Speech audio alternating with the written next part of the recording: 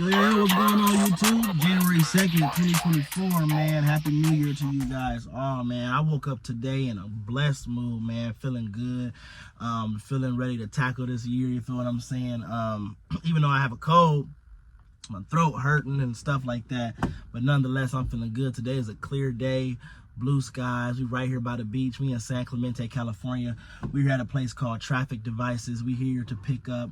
At first, I didn't know what it was. When I went in to go check in, I seen what I was hauling. I'm looking at it like, what is this? And I asked the guy, I said, hey, how do you, I didn't even ask him what it was. I asked him, how did you want me to secure it? Because a lot of times I don't really care what I'm hauling. I'm really more so concerned about how to secure it. So I said, how do drivers usually secure this load? And he said, one strap, because they're only about 1,000 pounds each. But I took a picture of it, sent it to my dad, because my dad is a very smart man when it comes to like building stuff and all that kind of stuff. So I asked him, hey, I sent him a picture of it, and what he told me that these things they're bumpers. They're like extra bumpers for the back of like service vehicles or emergency vehicles. I'll put a picture of it here.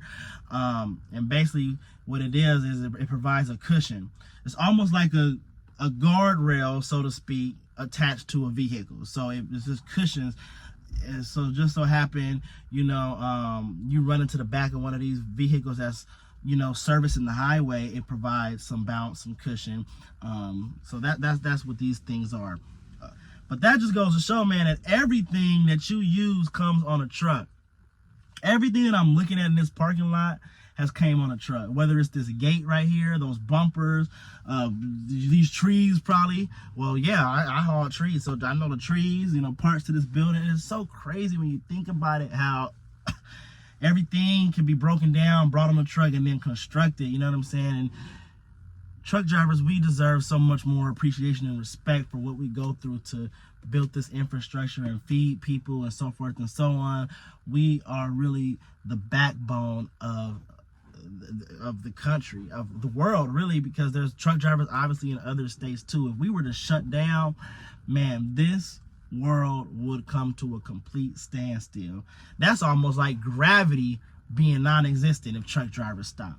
We are holding this world together, and I just pray that we get better treatment in the future.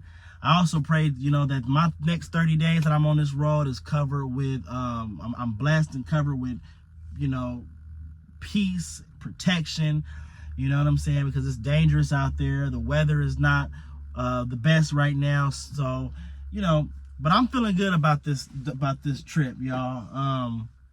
How was you guys' holiday season?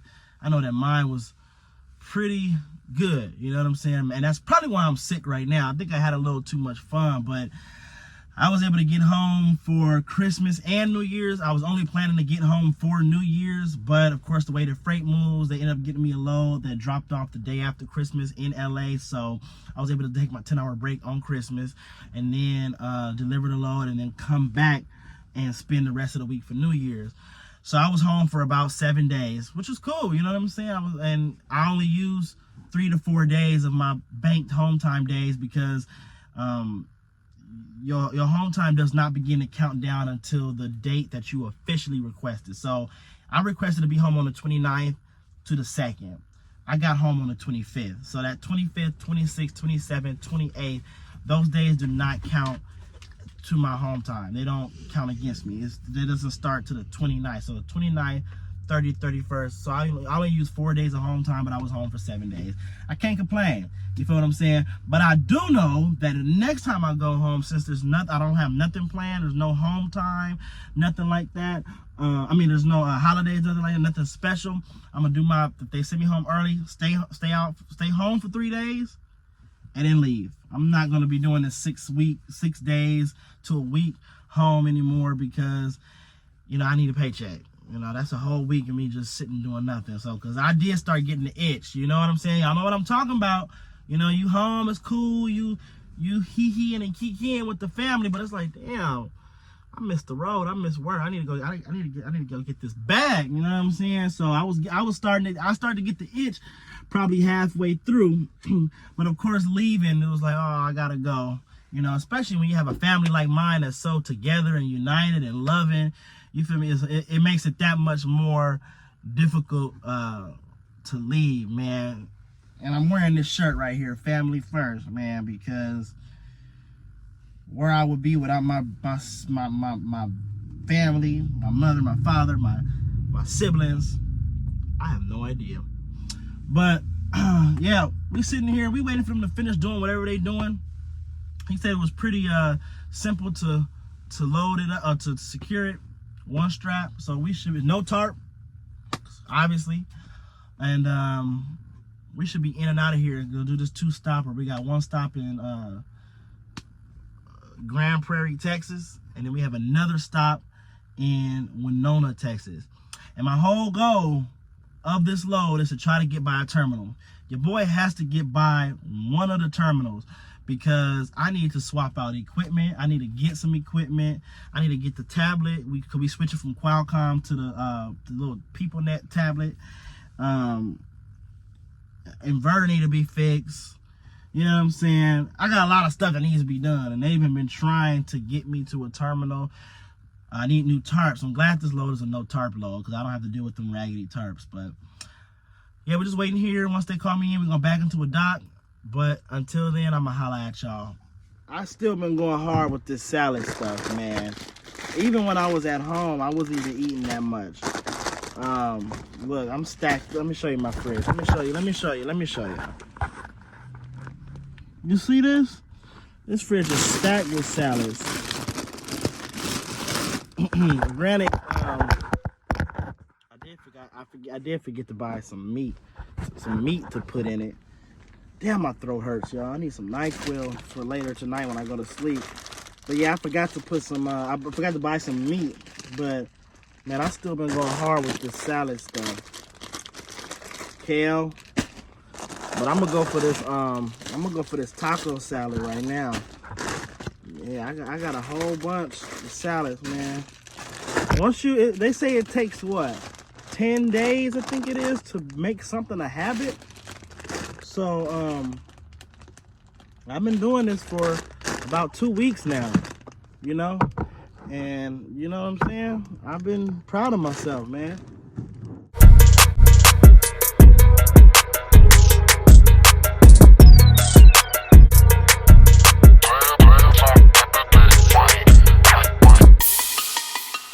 This took way longer than what it was supposed to. I only have 18 straps. This required 20. Luckily, they had Melton straps inside the warehouse I was able to use. But I still had to learn how to use this right here. I've been dreading using this right here. But I figured it out. It's tight in here too. It's tight enough. I had to stop and do a quick load check, tire check. Everything is holding up pretty well. The straps haven't shifted or anything like that. They really haven't come loose either, but just to be safe, I just did one click on the ones that I felt were not extremely snug. But I can't go real tight on these because the top is plastic at the top. So I don't want to, you know, go too hard and crush the top. So you got to do it just enough to where it's secure, but it's not, you know, causing any damage. I'm about to go in here and get me some cough drops, some coffee. I really want some ice cream. My throat is hurting so bad, man. Tell me your experience being sick on the road. Have you experienced that yet? What was your remedy?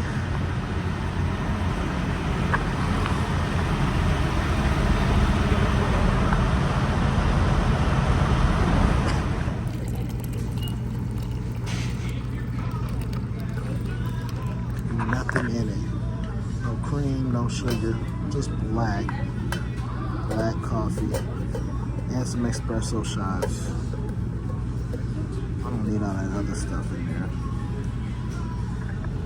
I know one thing I need to do to start feeling better is to put on some gloves and my baklava. You know what I'm saying? So I don't stay sick, man. It's cold out here. Of course, I gotta do the deeds. I gotta do the deeds, which is taking the dog out. I wish this dog. Look at you. Stop. I wish this dog could take himself out sometime. Man. Don't pee right there. Pray for me. A few moments later. Look, I got a confession to make. My doo-doo be stinking. For sure. For sure. But this dog's doo-doo, get in there now. Get in. His doo-doo be smelling like convalescent homes. You know what I mean? Check this out though. My seat is, wait, I don't know what's going on with my seat. It won't, look, it works right here, this air, but this air doesn't work. And it has no bounce in it. My dad, he fixed it, but then as soon as I pulled off, the same thing happened again. I wonder, like, how did he do it? You know what I'm saying? Because I'm like, man, having no cushion in this seat, it's killing me. It's killing me, Larry. That's why I gotta get to a terminal, man. I need some stuff done on this truck, but it just seemed like every time I'm about to get close to one, ooh, yeah, excuse me, something happens to where I can't get there. But oh well, let me pee and get back on the road. But this chair is tearing my back up, man.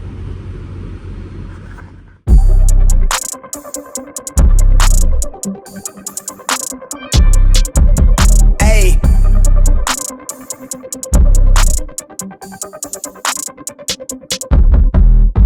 They been on their ass, bitch, I'm on the rail. I wrap it, I bag it, I pack it for sale. Got feeling on speed out, I hit me to chill. I give it a thrill, I put it on film. Niggas facade, get applaud, that ain't real. Come to my section and flex, we can tell. I got a show where she dipping them nails. I'm flipping my L's, I know they can tell. I did it too major, they hit me for favors. Been him since the cable was cut in the cradle. What's up, only right that I do it. Colossal until I'm a boss, so they want me to fail. Look, we prevail, tell them to point out who said it, they run it. Bitch, I'm on your tail. Know that they talking, they telling them tales. Just know how to tell, that shit for the sale. All right, y'all, we have reached Tonopah, Arizona. This is where I'm gonna be calling it quits for tonight, man. What you're seeing right now is a goblin. I am an ogre. Remember in the Shrek movie how when the sun went down, Shrek and Fiona, well, Shrek was always an ogre, but remember Fiona, how she was a princess and then she turned into an ogre when the sun went down, and then somehow she just remained an ogre forever.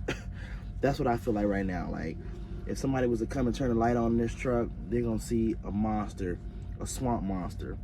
Because look how I looked in the beginning of the video, and look how I look now. This is a tired truck driver right here.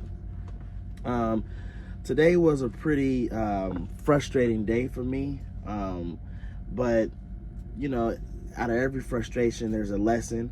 I say the good thing about my experience so far here at Melton or flatbed in general is that I have learned something from every load that I've done, whether that's a technique, whether that's how to use equipment, how to do something when tarping, whatever. I learned something so that I can apply it the next time it comes around and do it better. And what I learned this load was procrastination is a no-go. Not only obviously in every circumstance in life, but really in this flatbed and stuff, because all it does is you end up wasting your time, you end up causing confusion for yourself. So I will no longer procrastinate. And what I mean by that is because of my procrastination, what was supposed to be a simple load, you seen the load, one strap on each of that equipment. What was supposed to be a simple load turned into me being out there longer than I was supposed to. I mean, people were going home, they was closing the dock doors, it was crickets, it was coyotes howling, all type of stuff. That's how long I was out there trying to figure out the ratchet straps. So what I mean, to tell you why I procrastinated, where I procrastinated at was a few months ago, I had watched a video on how to use ratchet straps because I knew that one day I would have to. And I was just waiting for that dreaded moment that time will come. And today, that time came, you know, and I didn't know what I was doing. So instead of me going back and revisiting the video, I said, well, let me just think if I can remember from the last time I watched it how to do it. So I try to just freewheel it and go do it on my own, and I ended up getting the strap tangled in the ratchet, which I've done before.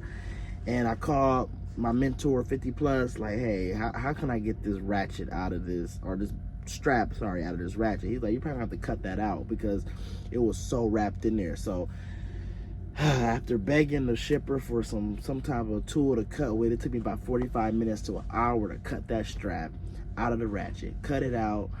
Then I say, you know what, let me watch the video, because that's what I get. I take responsibility, I take accountability. That's what I get. I should have watched the video first and then went and tried to do it, instead of just trying to freelance and remember an idea of how it might have supposed to, you know, went.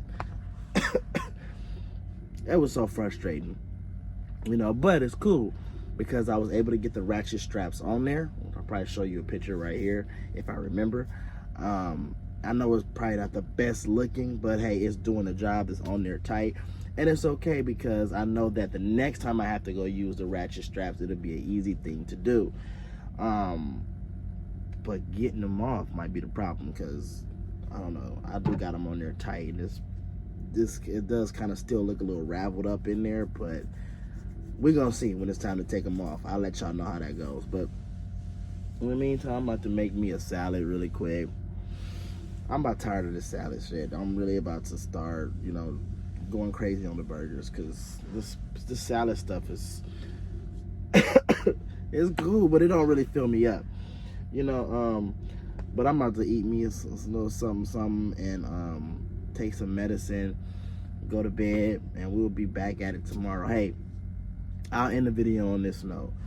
I want to be living proof right here that, you know, sometime things could be going wrong and it could be seeming stressful, but there's always a lesson at the end.